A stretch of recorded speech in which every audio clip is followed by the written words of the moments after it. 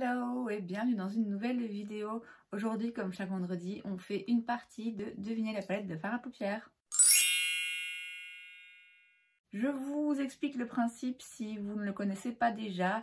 J'ai utilisé aujourd'hui sur mes paupières une palette en particulier. Je vais vous montrer dans un premier temps les fards que j'ai utilisés dans la palette pour créer ce look.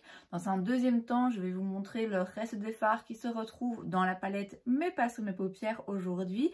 Le but est pour vous de découvrir le plus rapidement possible de quelle palette il s'agit. On commence donc comme à chaque fois avec les fards que j'ai utilisés pour créer ce look et ils sont au nombre de 4. J'ai commencé avec ce fard mat et je l'ai bien travaillé dans le creux de paupière, puis au-dessus du creux de paupière, je l'ai bien estompé.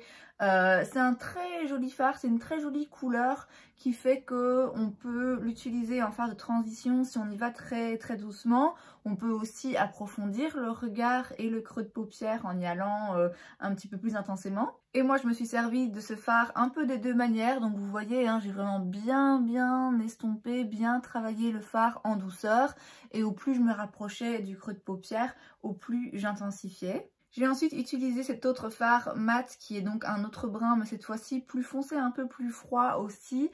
Et là, je l'ai concentré au coin externe. Donc je l'ai mis un petit peu en biais comme ceci, je l'ai fait revenir vers le creux de paupière.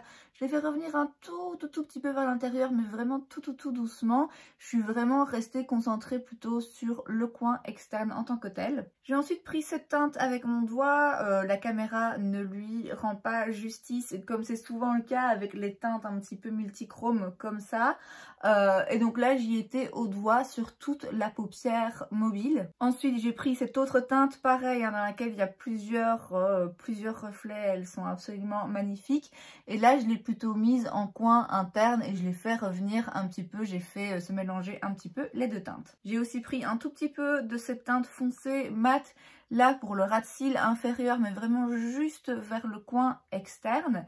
J'ai utilisé un crayon noir en muqueuse supérieure et aussi pour faire un tout petit trait de liner un petit peu fumé vers l'extérieur. J'ai mis du mascara et voilà. J'ai donc utilisé 4 fards de mat, c'est pas vraiment des métalliques, c'est des fards brillants qui ont un nom un peu particulier. Allez, je vous donne un indice gratuit. Il reste dans la palette 6 autres fards.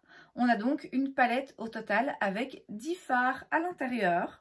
Uniquement 3 mats, donc les deux que j'ai utilisés et cette couleur un petit peu mauve aubergine. Le reste sont des teintes métalliques, on va dire, avec différentes intensités. Et donc vous le voyez, hein, quelques teintes ici qui sont quand même très spéciales. Histoire de vous donner d'autres indices, si ces teintes très spéciales ne vous aiguillent pas déjà un peu, c'est une palette qui coûte cher, qui coûte très cher. C'est la palette la plus chère de ma collection. J'ai l'impression que c'est facile, surtout quand on voit ces teintes là aux reflets, aux textures si particulières.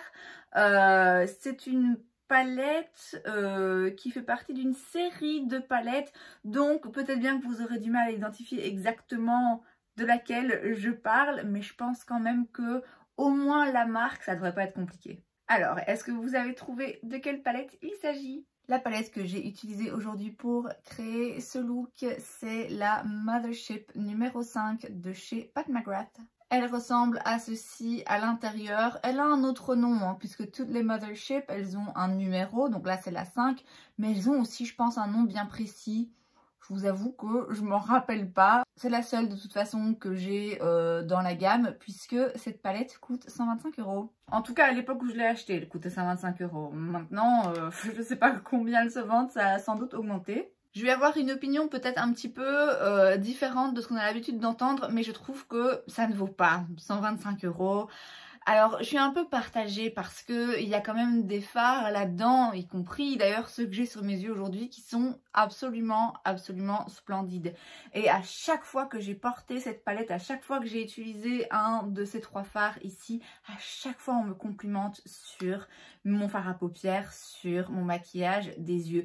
Donc de toute évidence c'est une jolie palette, c'est une palette dans laquelle il y a des fards, donc je l'ai dit, vraiment très spéciaux, les Blitz Astral, je crois que c'est comme ça qu'ils s'appellent. Il n'en reste pas moins que je trouve que 125 € pour une palette de 10 fards, c'est vraiment trop. D'autant plus que les 7 autres fards à l'intérieur, sont pas forcément ouf d'après moi. Alors on va détailler ça quand même ensemble. Je vais commencer par les fards mat. Donc il n'y en a que 3 sur une palette de 10 fards. Bon, c'est moins intéressant. À la limite, si les autres fards métalliques et brillants étaient tous du même acabit que ceux-là, bon alors je comprendrais qu'il n'y ait que 3 mats parce que bon finalement des fards mat je peux en avoir ailleurs. Ces 2 fards bruns donc que j'ai utilisés aujourd'hui dans mon look, ils sont vraiment très bien, je trouve qu'ils se travaillent bien, ils sont assez agréables et faciles à travailler. C'est pas non plus des fards Natasha Denona, je trouve que ça vaut pas, c'est pas la même qualité de le même côté crémeux comme ça des fards mat Natasha Denona, mais ça reste de très très bons fards. C'est des très jolies couleurs, je trouve qu'elles tapent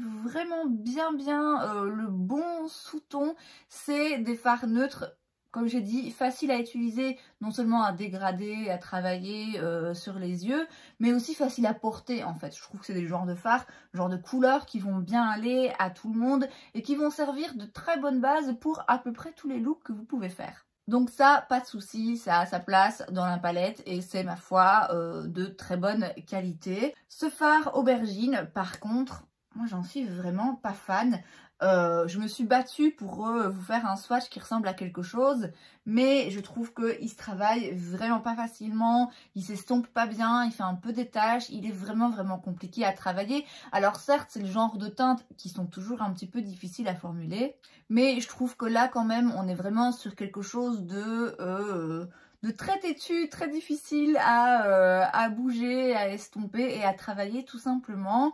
Et s'il n'y a absolument pas moyen de créer ce genre de couleur dans ce genre de formule et que ce soit assez malléable et utilisable facilement, bah, autant remplacer par autre chose. Parce que ce fard, très clairement, je m'en sers très rarement parce que je sais que je vais galérer quoi qu'il arrive. On a ensuite 3 fards métalliques qui... oui, voilà, sont sympas, c'est rien d'après moi de complètement dingue. À la limite, le clair, il est joli, il a un peu d'air frais, mais bon, on peut pas dire que c'est le truc le plus métallique non plus. Celui-ci, par contre, le fard, on dirait qu'il est un petit peu glacé, mais vous avez beau gratter, frotter, tout ce que vous voulez. Il n'y a pas grand chose qui se passe finalement. Alors vous allez me dire, bon voilà, il y a 1 ou 2 fards dedans qui est pas ouf, c'est pas très grave. Oui, sauf que 2 fards sur 10 pour une palette aussi chère, 2 fards desquels vous n'arrivez pas à faire grand chose, c'est quand même moyen. Dans les fards un petit peu plus spéciaux, on a ce rouge ici qui est vraiment très joli. De nouveau, c'est pas... c'est un métallique, mais il est tout à fait lisse quand vous le prélevez et il se travaille vraiment très facilement. Il est très joli. Bon, après, c'est vrai qu'un fard rouge, c'est pas forcément ce qu'on va porter au quotidien. C'est pas non plus ce qui va forcément aller à tout le monde en fonction de comment vous le travaillez. Mais il faut avouer que c'est un joli fard assez spécial en texture et en rendu. Et puis évidemment pour moi les stars de la palette, ce sont ces 3 fards qui sont pailletés, il y a des reflets, ils sont un petit peu multichromes, enfin ils sont juste absolument splendides. Et je vous dis, à chaque fois que je les porte, on me fait des réflexions sur mon fard à paupières et on me fait remarquer à quel point c'est joli. Et c'est vrai que on peut pas le nier, c'est très joli. Et encore là, la caméra ne rend pas du tout justice à la beauté de ces fards. Rien que pour la présence de ces fards, je regrette absolument pas d'avoir cette palette. Maintenant, je vous l'ai dit, est-ce que pour autant je trouve que ça vaut le coup? Pas vraiment, parce que finalement, quand on retire les fards un petit peu spéciaux, on a une harmonie de couleurs qui, certes, est assez portable et mettable au quotidien par à peu près tout le monde, ce qui fait que, bah voilà, quitte à avoir une palette qui coûte cher, bah, autant que ce soit une palette qu'on sait utiliser régulièrement.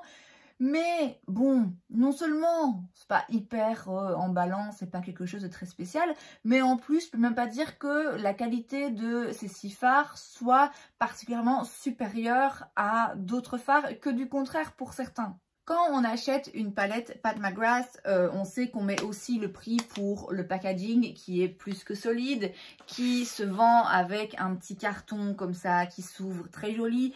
Tout est toujours pensé dans le moindre détail, tout est toujours très beau, très luxe et on a toujours ces fards très spéciaux qui sont absolument hypnotisants et qui fait qu'on finit par acheter une palette malgré le fait que, comme j'ai dit, quand on retire ça, finalement, cette palette, elle a rien vraiment de particulier. Clairement, si on me les donne, je crache pas dessus. Maintenant, je reste quand même d'avis que 120-125 € pour une palette comme ça vaut pas tellement le coup. En tout cas, moi, celle que j'ai ici, je trouve que ça vaut pas tellement le coup parce que j'ai pas une qualité absolument top du top sur les 10 fards. J'entends bien qu'avoir une palette avec 10 fards de ce type, bon, c'est pas forcément utile. Encore que ça se discute. Je comprends qu'il s'agit d'une palette qui se veut entière, donc avec laquelle on peut créer un look entier, mais différents looks en entier. Donc forcément, il faut des intensités métalliques différentes, il faut des mats également dans la palette. Donc ok, très bien, je suis d'accord pour avoir que 3 fards spéciaux et puis le reste avoir des fards de texture un petit peu plus classique par rapport à ce qu'on voit d'habitude sur le marché. Mais dans ce cas-là, il faut que ces autres fards dits plutôt classiques soit au-dessus quand même de la qualité dont on a l'habitude pour des palettes qui coûtent 50, 60 ou même 70 €. Si les mats présents, tous les mats présents dans cette palette étaient crémeux absolument, qui s'estompent tout seuls, qui sont absolument splendides, un petit peu dans le style de Natasha Denona, j'aurais déjà moins de soucis. Si tous les métalliques classiques un petit peu plus sobres, on va dire, présents dans cette palette étaient de nouveau des très jolis métalliques, quand même avec des jolis reflets qui se prélèvent bien aussi bien au doigt qu'au pinceau, qui se voient, j'aurais pas de soucis, mais c'est pas le cas puisque parmi les 3 mats, j'en ai un qui est pour moi franchement pas inutilisable, mais quand même c'est vraiment la grosse galère et pourtant je suis pas non plus débutante en make-up. Et j'ai pareil un fard métallique ici qui d'après moi est très difficile à prélever et à voir en fait sur la paupière. Donc encore une fois, payer 120 € pour uniquement 10 fards, si les 10 fards se valent, en sachant que forcément il y aura des textures différentes, mais si les 10 fards se valent en termes de qualité, c'est pas un souci. Moi, c'est pas le cas pour moi sur cette palette, je vous l'ai dit, il y a 2 fards ici, franchement je les utilise jamais et je ne veux pas les utiliser parce qu'ils sont juste pas jolis, pas faciles à utiliser. Donc finalement, j'ai payé 120 € pour avoir 4 fards quand même dans des teintes très basiques que j'ai déjà 1000 fois ailleurs. Et 4 fards, c'est vrai, très jolis, très spéciaux. Mais du coup, ça revient quand même à vachement cher le fard. Je précise aussi qu'en vrai, j'ai pas payé 120 € pour l'avoir parce que j'avais une réduction de 30% sur cette palette. Mais honnêtement, même avec la réduction, ça fait quand même un petit peu cher. Je regrette pas cette palette, elle reste quand même très jolie. Je vous le dis, à chaque fois que je la porte, on me fait des compliments et c'est mérité.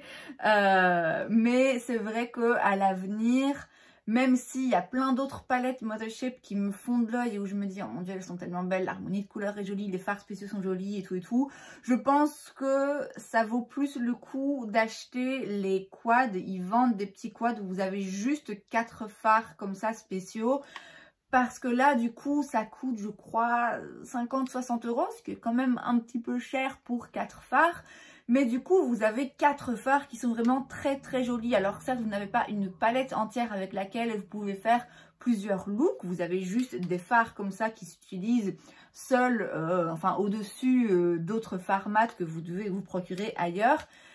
Mais je trouve que en termes de rapport qualité-prix, ça se vaut un petit peu plus que là. Je vous dis, je suis d'accord de payer 12 balles pour ce fard. Je suis pas d'accord de payer 12 balles pour ce fard parce que c'est un petit peu ça finalement. Donc en résumé, là comme ça, visuellement, une beauté sans nom.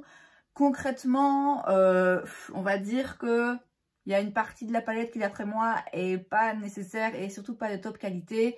Je ne regrette pas de l'avoir, je suis contente de l'avoir. Elle est absolument splendide, mais je trouve quand même que c'est un petit peu cher et je ne vais pas forcément la recommander de manière générale. Je vous dirais plutôt de vous diriger vers les petits quads avec uniquement les teintes spéciales puisque, d'après moi, c'est les fards les plus importants chez Pat McGrath. Et c'est donc tout pour cette vidéo, j'espère que ça vous a plu.